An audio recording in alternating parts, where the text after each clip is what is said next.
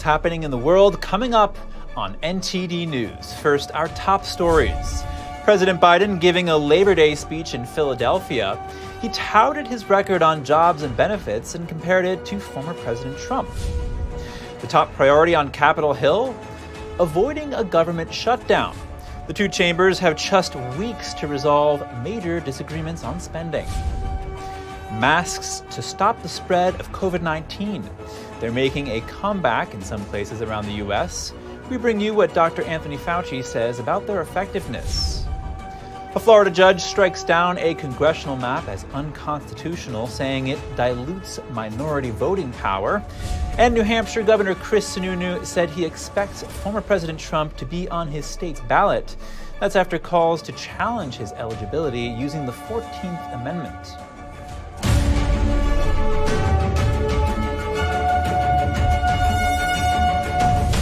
Welcome to NTD News Today. I'm Chris Beers. Our top news: President Biden is in Philadelphia to mark Labor Day. He's there to influence the battleground state for his 2024 hopes.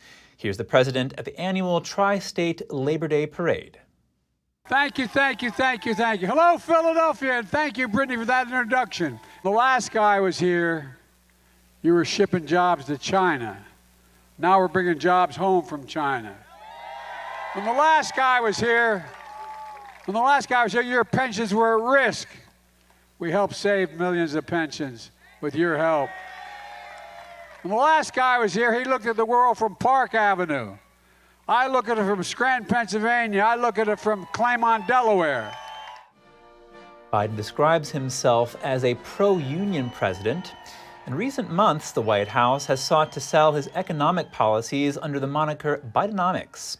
However, Republicans say Democrat policies helped spark higher prices under Biden's watch.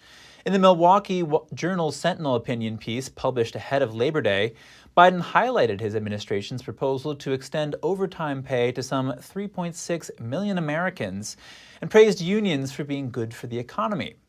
Pennsylvania and a handful of other battleground states are key in presidential elections. Is a government shutdown looming?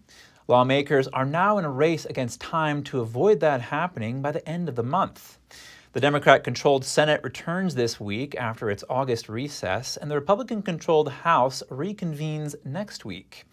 The two chambers have just a few weeks to resolve major differences over funding the government. The House Freedom Caucus is hoping to use their leverage to reject a short-term spending bill. In particular, they want to cut out COVID-era spending and what they consider woke spending in the military, and add in funds for border security and to investigate what they call weaponization of the DOJ. But Democrats in the Senate are unlikely to agree to the Republican priorities. If the two sides can't compromise, government-run services won't be authorized to spend funds and would have to halt operations.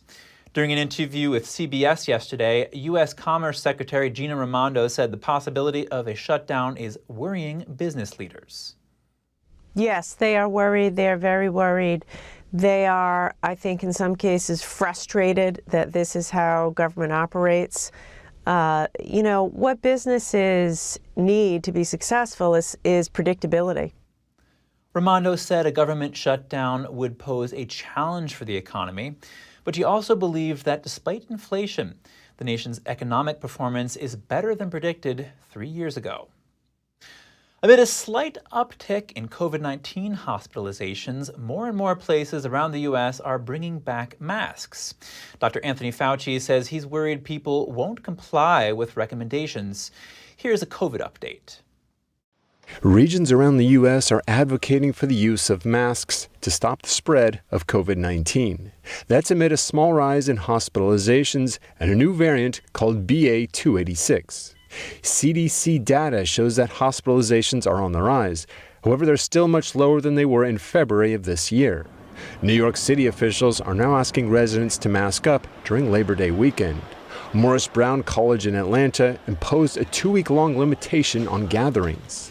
Lionsgate Studios in Hollywood brought back mask mandates for some office spaces, and some hospitals are bringing back mask mandates. Former White House Chief Medical Advisor Dr. Anthony Fauci told CNN He can't say how many more hospitalizations we'll see because of the new variant. He also says he's worried about people's response to masking recommendations. As you know, this is a very unpredictable virus, has shown us that over the last 3.5 years.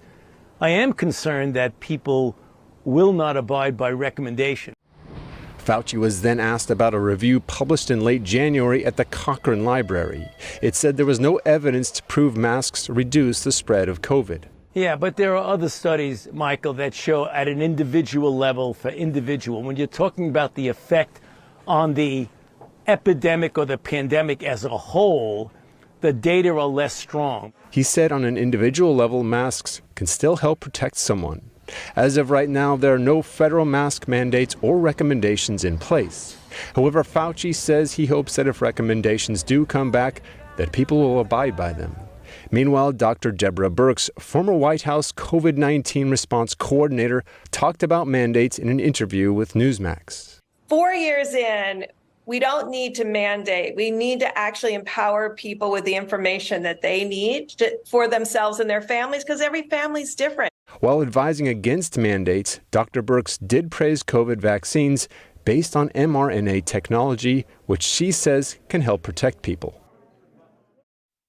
A Florida judge has struck down congressional district lines approved by Governor Ron DeSantis. He ruled the map was unconstitutional because it watered down minority voting power in the region. The map will be returned to the legislature for a redrawing. The Fair Districts Amendment says lawmakers cannot redraw district maps, which diminish minority voters' ability to elect.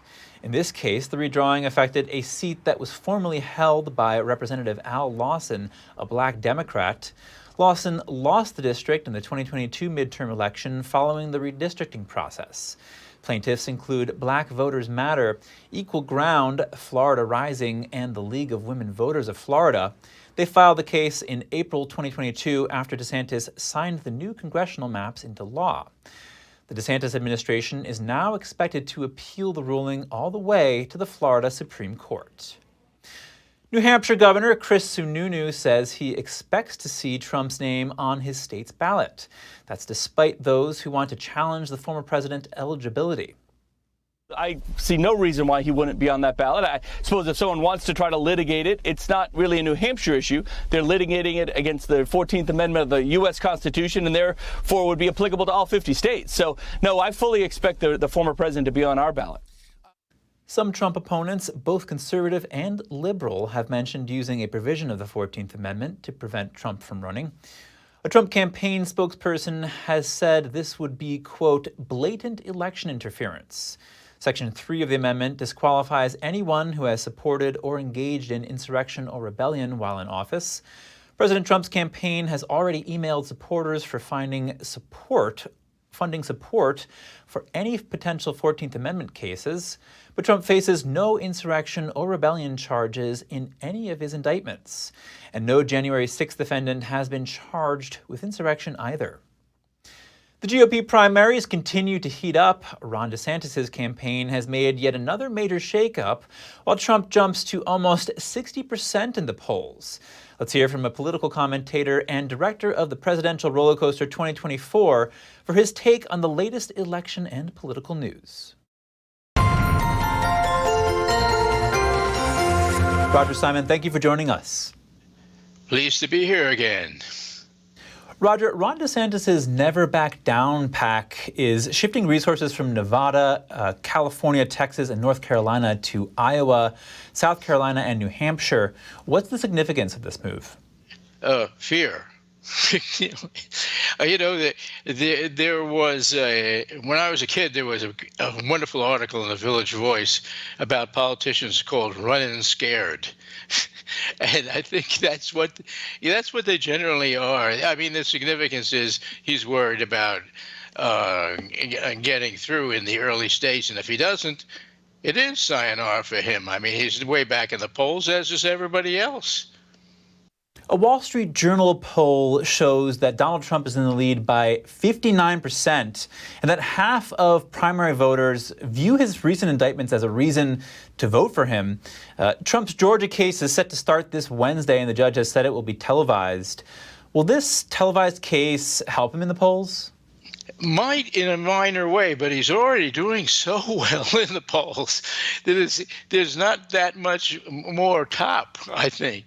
If it does, it'll be rather extraordinary. But yeah, I don't think it's going to hurt him because the whole thing seems so fake that, putting it on television is not going to hurt him. It could well help him, I'll say that, but not by too much, because how much higher can he go?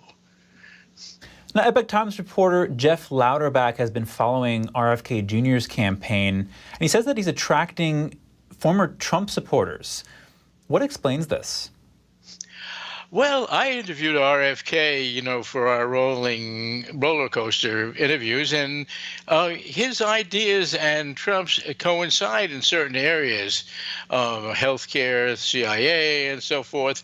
And I think that's where I can understand it. And also, he's a pretty straight shooter, RFK. So I think that the Epoch Times reporter is on the nose there, and there's a little bit of that going on. How much, I don't know. And the problem is that there's so much opposition to RFK within the establishment of the Democratic Party that he doesn't seem to be getting enough traction. I'm surprised. I thought he'd be getting more.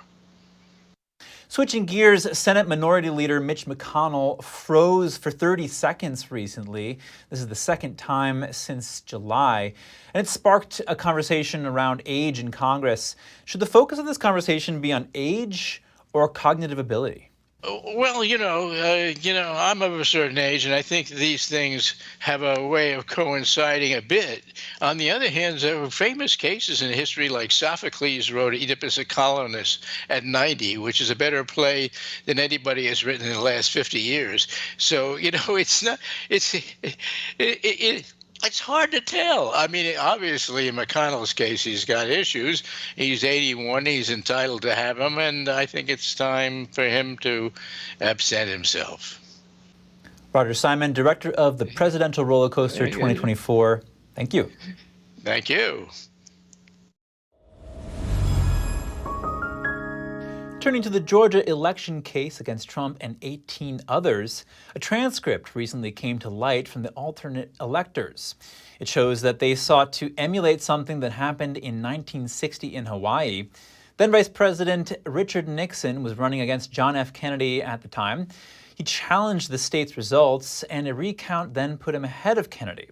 Eventually, both a Democrat and Republican slate of electors submitted votes to Congress. For the 2020 election, the Georgia group hoped to do the same. The former Georgia Republican Party chair called the meeting to follow proper legal procedure. They cast votes the same day as Democrat electors. The alternate electors now face charges that include impersonating public officers. The charges argue that they were not legitimate electors. 4 criminal indictments and a viral mugshot haven't stopped former President Trump from rising in recent polls. A survey from the Wall Street Journal last week found close to 60% of Republican voters would pick Trump in a primary election. Trump picked up 11 points since a similar poll by Wall Street Journal in April. The GOP frontrunner almost doubled his lead over Florida Governor Ron DeSantis, establishing a 46-point difference. DeSantis dropped from 35% to 13%.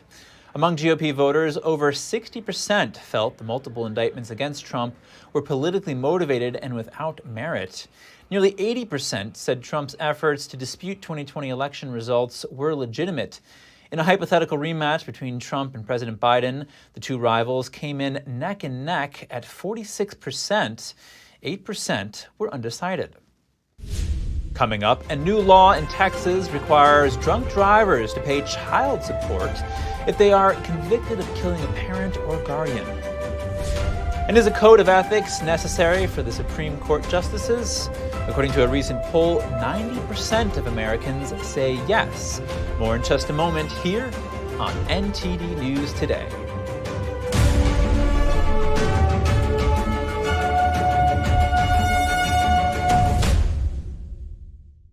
Did you know ESG is impacting every part of your life? From rising gas prices to global food shortages to out-of-control inflation, even losing your freedom of speech and being censored on the internet. It's all being driven by ESG ideology. Who's in control? What can you do about it? Find out in The Shadow State, the first documentary exposing ESG. The ESG movement of governments and corporations operates in the shadows. Only the light of truth can expose it. Watch The Shadow State documentary, streaming now.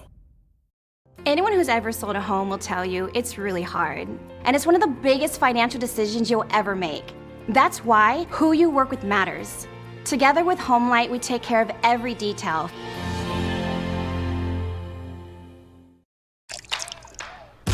You're not gonna get it all right. Just make sure you nail the big stuff. Mama!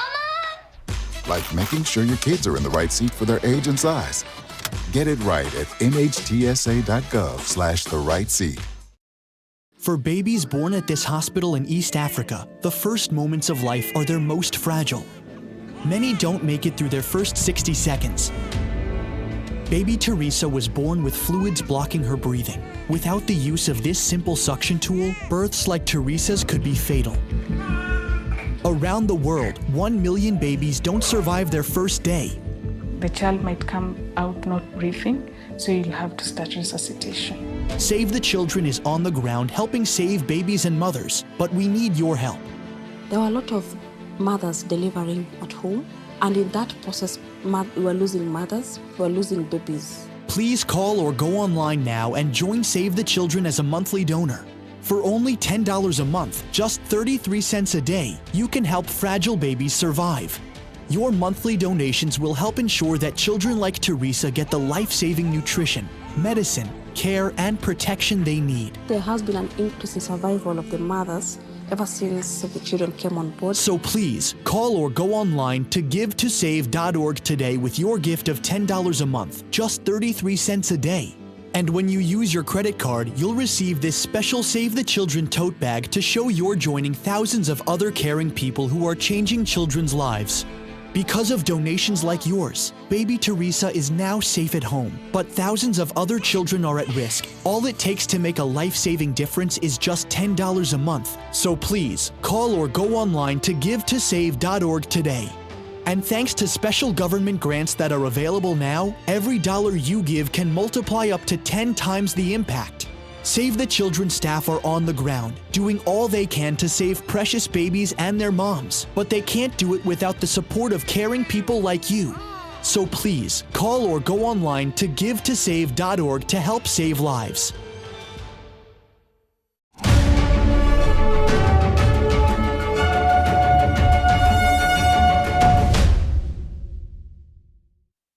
Welcome back. The Texas Senate is set to begin the impeachment trial of Attorney General Ken Paxton. The Republican could be permanently removed from office at the hands of GOP senators tomorrow. Paxton is only the third sitting official in Texas history to be impeached.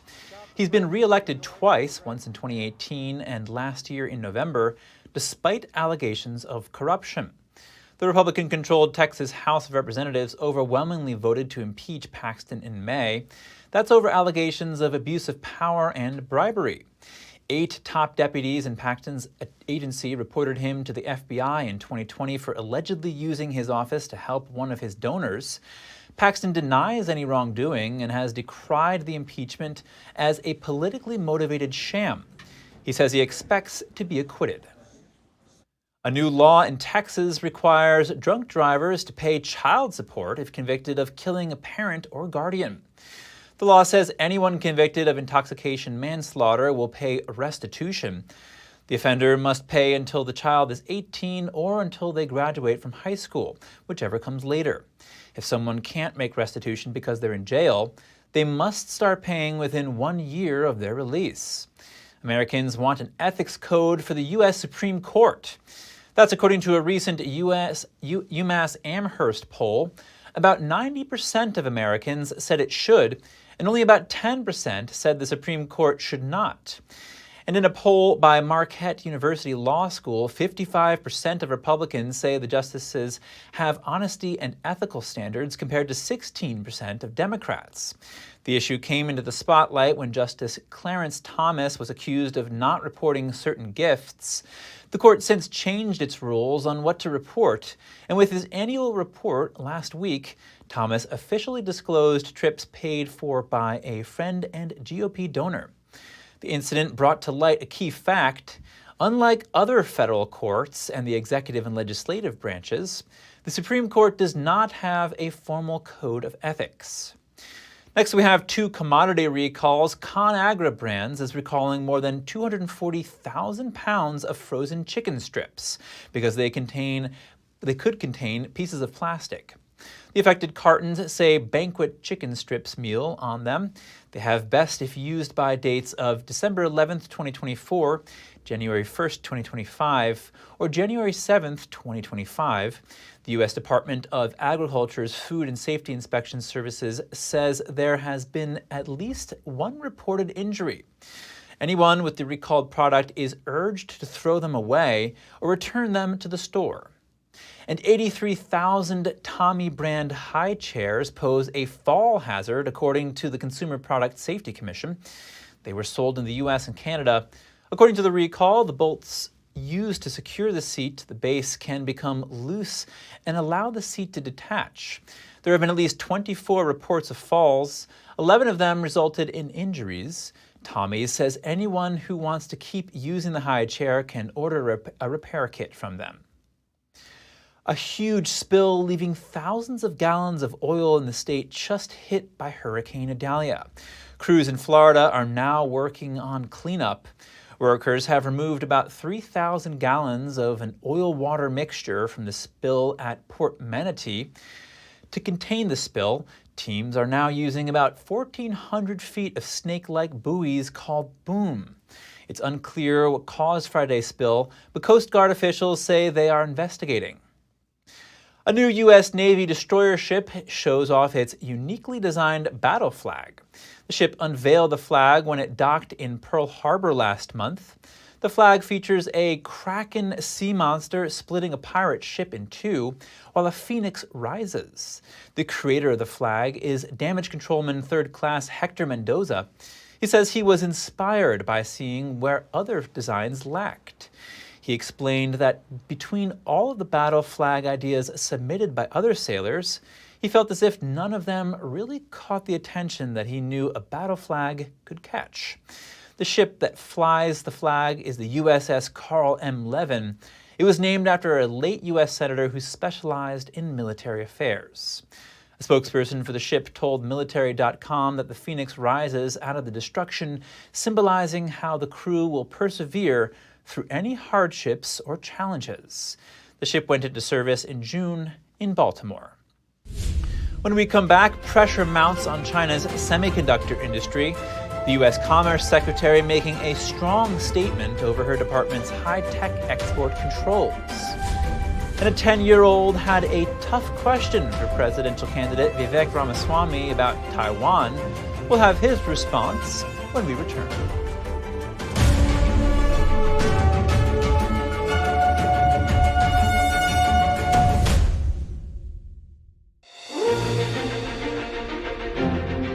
NTD's Capital Report. It's about getting answers, cutting through the fog of politics. It's about your questions and our chances to ask. What is the net impact of the American? Congressman Graves, thank you for joining us. We're speaking to those in power to find out what does this mean for the people. We're here so you are in the know.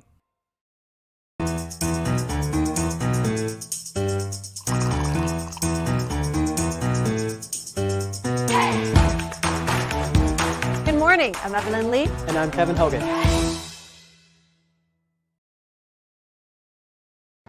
What does it mean to devote your life to the truth? Does it mean investigating communist subversion here in America? Does it mean exposing the deadly fentanyl crisis in the Midwest? Or spending late nights and covering deep government corruption? Because at a time when America's traditional values are under attack, it's the responsibility of righteous journalists to uphold truth and tradition.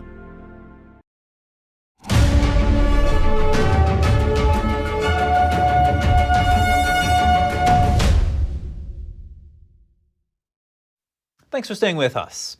Is the U.S. choking China's military? U.S. Commerce Secretary Gina Raimondo says that's the goal of her department's controls on advanced semiconductor exports. Her comments came after her recent visit to China. A senior fellow at the Center for Security Policy is none too impressed with her actions, however. I spoke with Grant Newsham for his take on her statements and the moves she's making to back them up.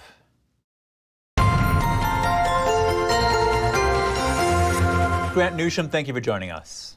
I'm glad to be here. Grant, Commerce Secretary Gina Raimondo said the U.S. is trying to choke China's military capacity by limiting exports of the most advanced semiconductor chips there. What do you make of this strategy? Not much. If it was that easy, I would be very happy. This is going to have some incremental effect. It'll make life more difficult for the Chinese. And as a general rule, whenever they don't like something, whenever they complain about it, you're probably doing something right. But American export controls on China have never been anywhere near tough enough, ever. And this latest thing isn't going to do the job. And as a result of Raimondo's visit, the U.S. and China have agreed to increase dialogue and transparency to resolve issues surrounding trade. Is this simple solution enough to resolve some of the complicated issues we have right now?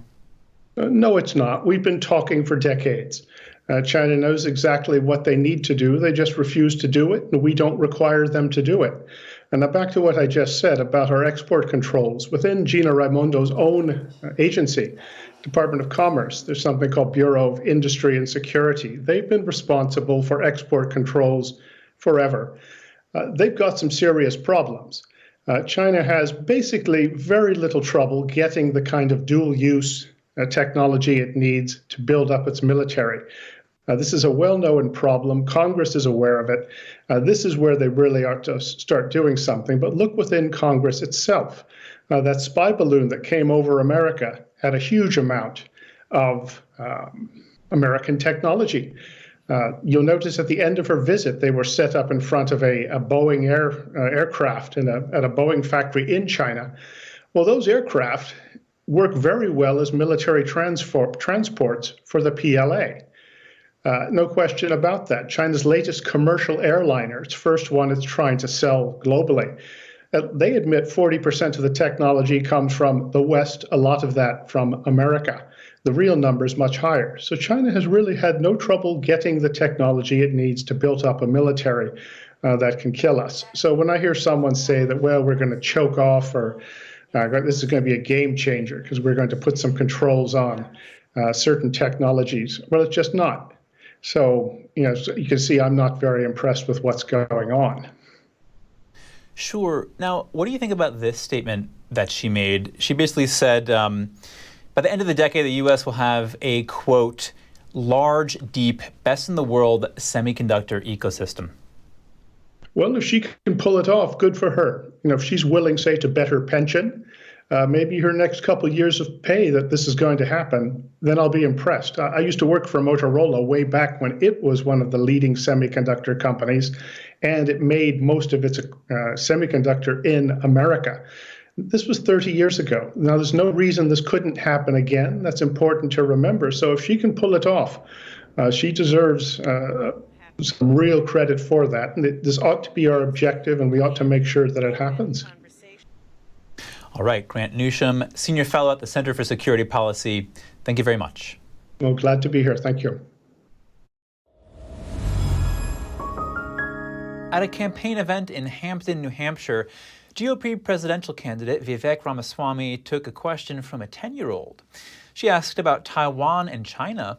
Let's hear the response from the 2024 candidate. I have a question, sir. I'm excited for it. Hi. When you're president, what are you going to do what are you going to do when China attacks Taiwan? Oh, that's the toughest question all day. Came from, what's your What's your name? Grace. Grace, and how old are you? 10. Let's give Grace a round of applause. I love that. I respect that.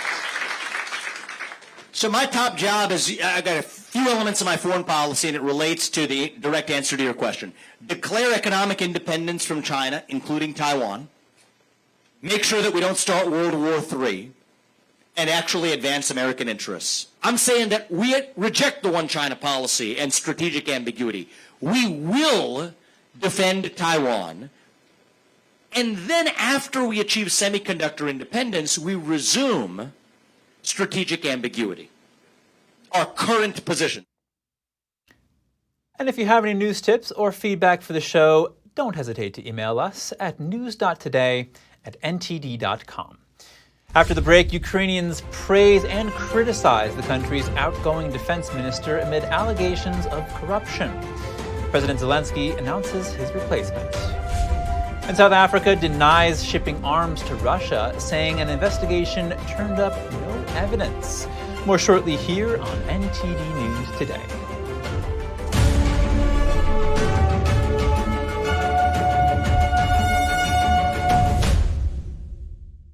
Shenyun Creations, the streaming platform from Shenyun, featuring world-class dance, past programs, and all original music.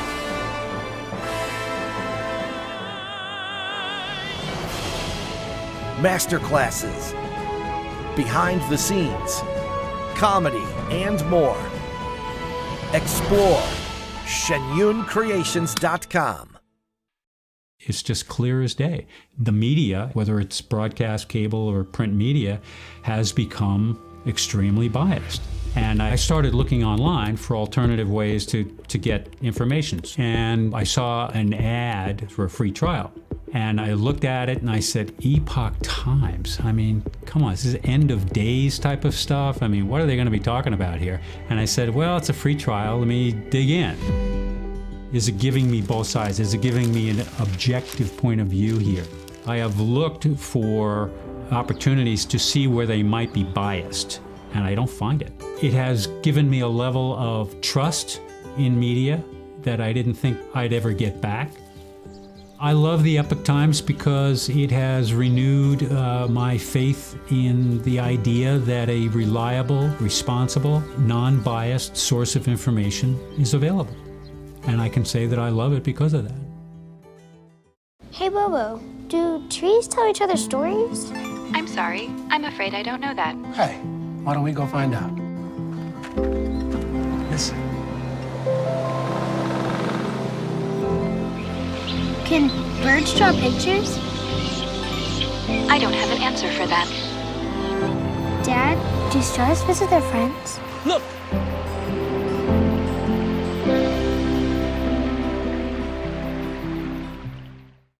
Stay tuned to get 2 rolls of alien tape free. You wouldn't stick your mother-in-law on the wall, but you could with alien tape. It just sticks. Just peel and stick to make anything stay in place quick. Brick, pavers, marble, tile, plastic, even leather. Nothing works better than alien tape.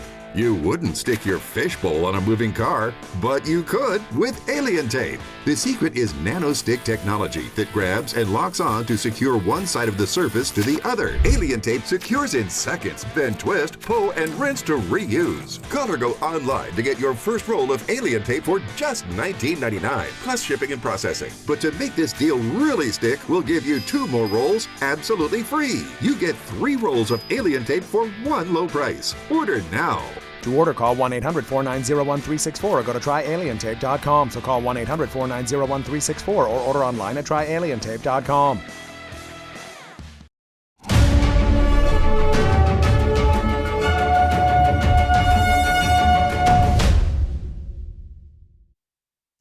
Welcome back. If you're just joining us now, here are some of today's top headlines. President Biden is in Philadelphia marking Labor Day. He touted his economic policies, saying that he brings jobs back from China as compared to former President Trump. Congress is working to avoid a government shutdown by the end of the month. Lawmakers are hoping to hammer out a spending bill. The main differences revolve around COVID-era spending and funds for border security. Dr. Anthony Fauci says he hopes people will comply with mask recommendations, while a former White House COVID-19 response coordinator says what people need is access to information. A major shakeup in Ukraine, the defense minister submitted a letter of resignation to Parliament today after the president said he's replacing him. NTD's Andrew Thomas has the latest on how Kyiv residents feel about the decision. Alexei Reznikov is stepping down as Ukraine's defense minister. President Volodymyr Zelensky announced he decided to replace him on Sunday. He said the military needs new approaches and nominated Rustem Umerov to take over. It looks as if everything was fine. I liked the way he behaved and what he did. There were some scandals and the resignation is probably connected to them, but there was no evidence. I don't know exactly. I like the new candidate for the defense minister position, Umerov. It is cool. Ukrainian soldier Ihor says Reznikov has to take responsibility for his actions. I believe he must be held accountable for what he has done while holding the position of defense minister, for prices for food supplies for the army, for the uniforms. I believe he must be held accountable for at least this. In his resignation letter, Reznikov provided an overview of his 22 months on the job. He praised Ukraine's fierce wartime resistance against Russian forces. Kyiv resident Alexander Lebovkin said he should get the benefit of the doubt. It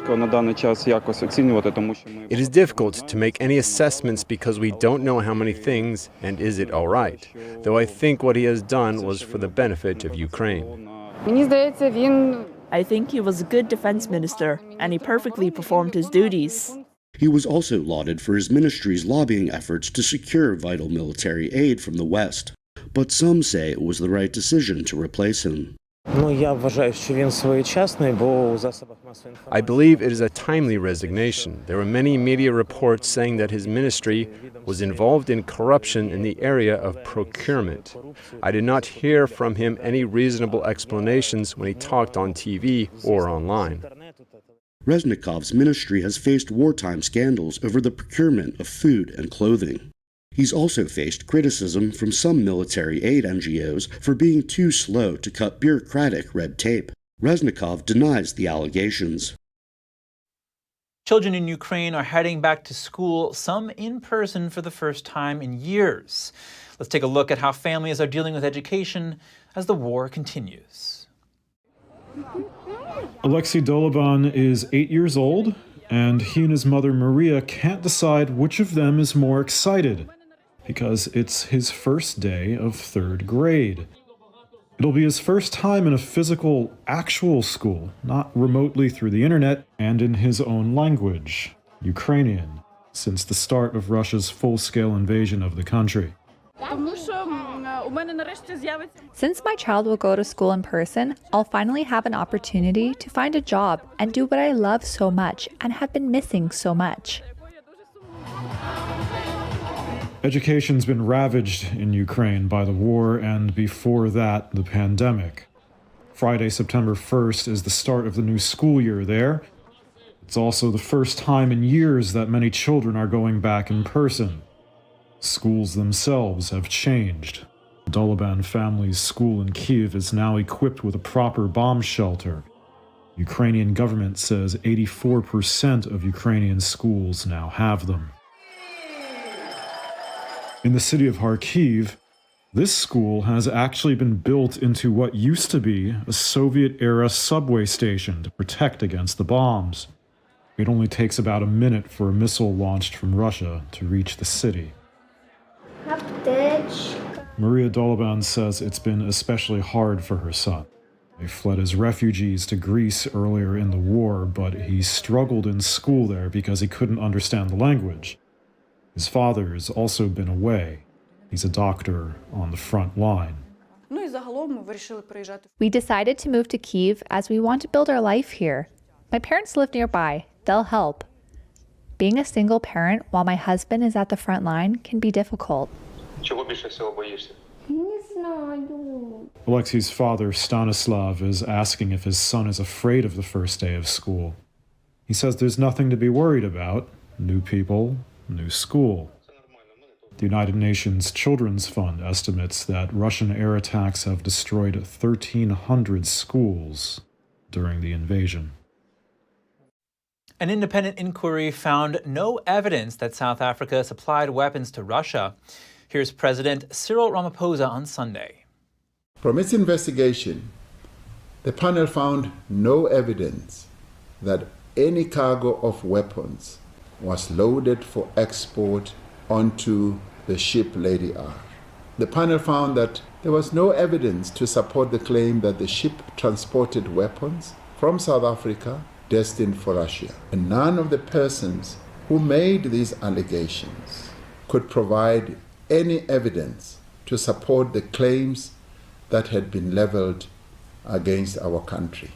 In claims that sparked diplomatic friction, the U.S. ambassador to South Africa, Ruben Brigady, said in May that the Russian cargo ship Lady R had picked up weapons at a naval base near Cape Town in December. An allegation South Africa's foreign minister said Brigady had apologized unreservedly for the next day when he was summoned. However, with doubts cast over South Africa's claim of non-alignment regarding Russia's war in Ukraine and concern of possible Western sanctions, Ramaphosa ordered a judicial probe led by a retired judge. It found instead that the Russian cargo ship had a consignment of weapons from Russia to South Africa, ordered back in 2018. A goat breeder is among many Greeks counting the cost of rampant wildfires this summer. Fires burned down his stables, killing most of his livestock. We are finished, says goat breeder Cleanthis Raptis. He lost most of his livestock at the weekend, when a deadly wildfire that's burned for more than 2 weeks claimed his stable, close to the village of Provotonos in northeastern Greece. They called me on the phone. They said, it's burning. I came here. Almost half of them were burned. 5 days ago, the same thing happened, but we made it in time. We saved them. Yesterday, it was total destruction. Aircraft and hundreds of firefighters have battled the wildfire. It was the deadliest in Europe this summer, killing at least 20 people and scorching lush forests, including a protected national park. Last year, when another fire in Evros burnt half his stable, Raptis managed to save all his livestock. But this time he was too late. His only hope, he says, would be financial help from the Greek authorities. The wildfire was largely contained on Sunday, though more people were evacuated overnight, the fire brigade said. Summer wildfires are common in the Mediterranean nation, but the government has said that extremely dry, windy and hot conditions have made them worse this year.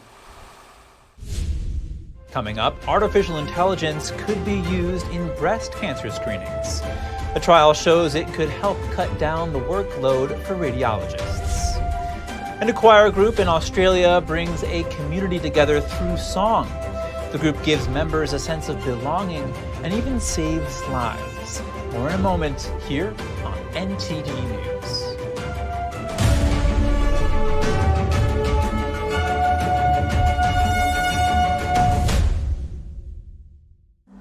Life doesn't always give you time to change the outcome. Prediabetes does. 1 in 3 adults has prediabetes, but with early diagnosis, prediabetes can be reversed. And you can change the outcome. Take the 1-minute prediabetes risk test today. Go to doihaveprediabetes.org.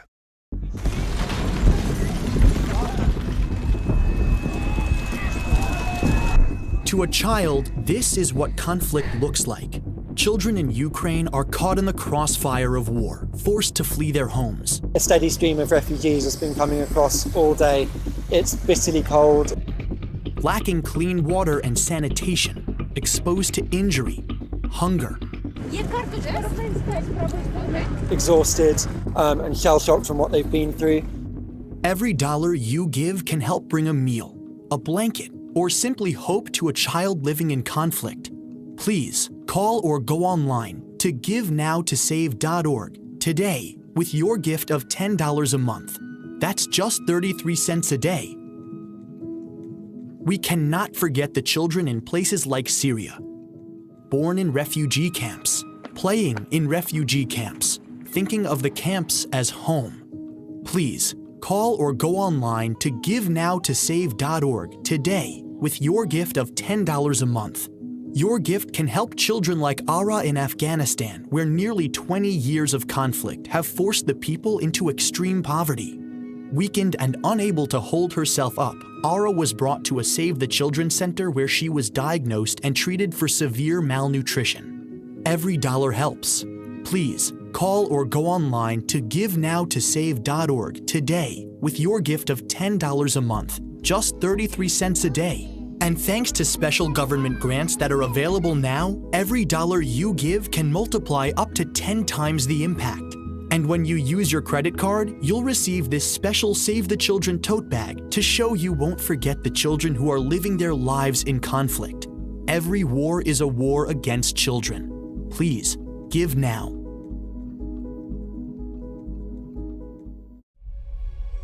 It's a painting that is peaceful. There's a lot of beauty in it.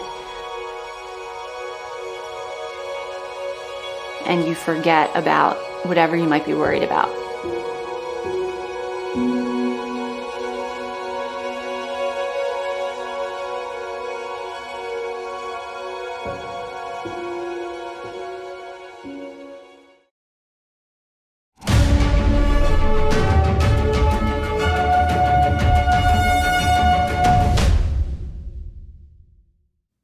Thanks for staying with us. Artificial intelligence could be used in breast cancer screenings.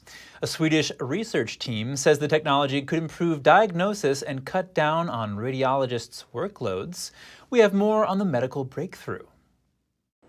Lund University says about 1 million Swedish women undergo mammogram screenings every year. Typically, 2 radiologists review the X-ray images to ensure any possible cancers are spotted.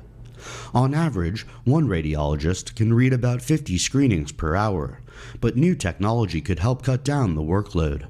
Well, this study is exciting in that sense that AI has shown great potential. People are very excited about this. How should we use it? What can we use it for? What will be the effect when we use this in healthcare? The interim results of the study were published in Lancet Oncology earlier this month. Researchers used AI software to identify screenings with a high risk of breast cancer. 2 radiologists checked these results, but only one doctor reviewed low-risk screenings. In low and middle-income countries, there's a huge lack of doctors. So these algorithms trained on large data can, of course, make a really big difference in this area where there are no experts. Neighboring Denmark has been using AI for mammograms since November 2021. Danish doctors were so impressed, they allowed AI to become the first reader of their entire low-risk group. I think it is exciting because we are lacking physicians all over, and especially breast radiologists we are lacking, and now we have a valuable tool to reduce the workload. Swedish researchers' next step is to investigate what cancer types were detected with and without AI support. Anxiety is a common experience for millions of Americans, but research-backed herbal remedies can help. Here's NTD's Gina Marie with Strong Mind and Body.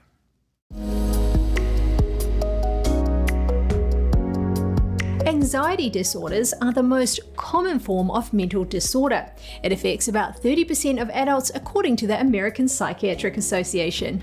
Anxious or intrusive thoughts might keep us awake at night. They might interfere with our productivity or the enjoyment of tasks. Or they might drive us to avoid situations out of worry. Anxiety disorders are further characterized as specific phobias: social anxiety disorder, panic disorder, agoraphobia, generalized anxiety disorder, and separation anxiety disorder. Plant-based medicines may help with symptoms of anxiety. Certain herbs and spices have anti-anxiety and calming effects on the mind and body. Here are the top 3, starting with lavender. Lavender has been used in traditional remedies for centuries. Growing evidence supports the therapeutic and curative attributes of lavender. It offers sedative, mood stabilizing, and neuroprotective effects. Many whole food markets and health food stores sell lavender essential oils, whole flowers, foliage, or tea. Lavender can aid in anxiety relief, lower heart rate, improve mood, improve sleep quality, regulate breathing, and lower levels of adrenaline. You may want to diffuse lavender essential oil, have lavender essential oil baths, or use lavender massage products. Capsules of lavender oil and tinctures of concentrated lavender extracts are convenient. Next, let's look at chamomile. Chamomile has been used for thousands of years in folk and traditional medicine. Chamomile's impeccable pharmacologic properties are anti-inflammatory, antiseptic, digestive, soothing, healing, and sedative. Chamomile is widely used as a herbal medicine for anxiety. It's relatively free from side effects, easy to obtain, and considered healthful.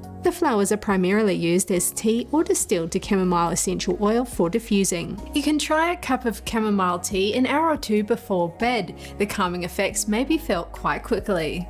And finally, let's look at ashwagandha. Ashwagandha has a long history of traditional use based on Indian principles of natural healing known as Ayurveda. Ashwagandha is an adaptogen. The Cleveland Clinic describes adaptogens as plants and mushrooms that help your body respond to stress, anxiety, and fatigue. They can be added to food and beverages or made into tinctures. Adaptogens bring the body into a steady balance by managing both mental and physical stress. Ashwagandha is available in tinctures, capsules, powders, whole roots, and extracts. It can be found at whole food and health food stores. While anxiety is normal, if it begins to harm our daily lives, there are a multitude of natural treatments available. A choir is saving lives. It's in one of the fastest growing cities in Australia, and it's curing loneliness by bringing people together through song.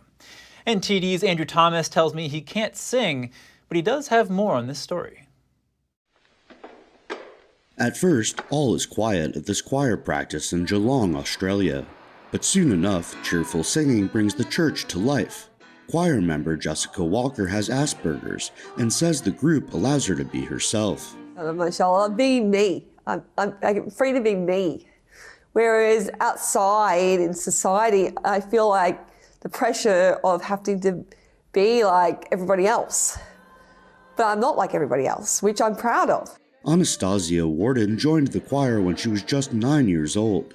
The group has given her a sense of belonging. I grew up not really knowing what a family was, but when I'd come here at choir, I had my own kind of grandmother and I had my own kind of auntie and uncle, and it was just a really amazing feeling. Over the last decade, this choir has had a positive influence on many of its members. The group has even saved lives. Some have told me that this is the one thing they can come out of their house for, and often the one thing that stopped them from actually ending their life because they didn't have a sense of community, but here they feel part of a family, able to contribute a sense of ownership. That's true harmony. We end with some fun stories from the weekend. First is a long-lost shipwreck from the late 19th century discovered in Lake Michigan.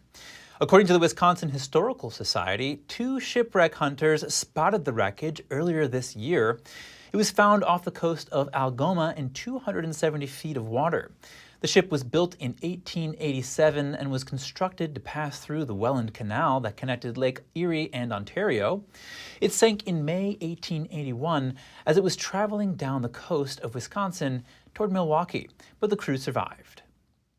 And a grand spectacle in Turkey, a meteor lit up the night sky with green colors. Videos from a playground and a dash cam captured the meteor cruising for a few moments behind nearby clouds, brightening the sky and dazzling onlookers. Greece is limiting the number of daily visitors to the Acropolis. Officials say they are trying to keep the number of visitors to 20,000 per day. That's to ensure the safety and longevity of the monument. Starting today, visitors must pick a time slot and book their tickets online. Thank you for tuning in today. I'm Chris Beers.